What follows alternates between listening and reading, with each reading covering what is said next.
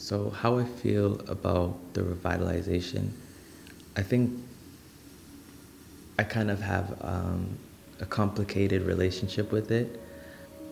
It's so enjoyable to have new buildings and new greenery and new parks around the neighborhood, but it's also, anyone could tell when they are kind of being pushed off and pushed away. And I certainly feel like that in the neighborhood. And it doesn't feel the same anymore because the same people that were there before are not there anymore.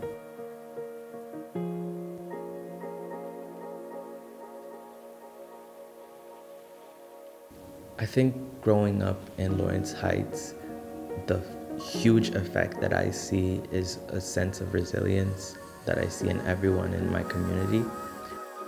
Even just the experiential factors of losing classmates and losing community members, I think everyone shares a collective sort of trauma that we've all experienced. Losing someone affects everyone. Someone dying in the community, in the neighborhood, affects every single person more than you could imagine. And I think our ability to continue going on is really something that I value.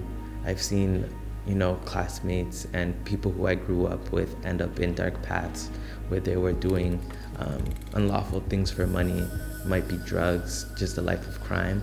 But I've also seen other people doing amazing things. I've seen people become doctors and lawyers within our community. And those are the sort of people that I'm really inspired by, who continue to go on forward with their lives. Things could have been a lot better when it came to the logistics of keeping the residents of Lawrence Heights at Lawrence Heights.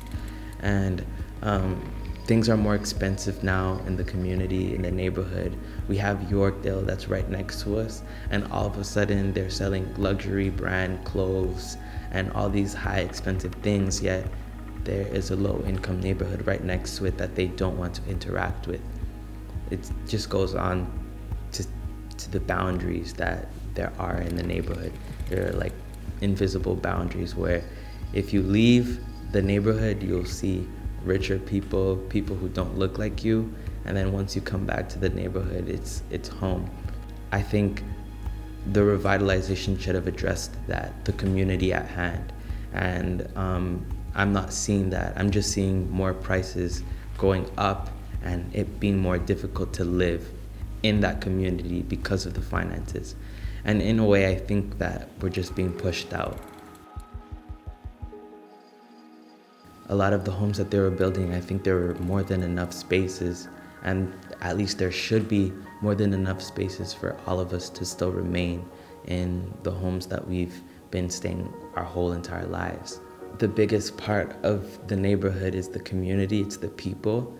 And when a lot of us are being, sort of displaced and moved to different places, it's a really rapid change all at once.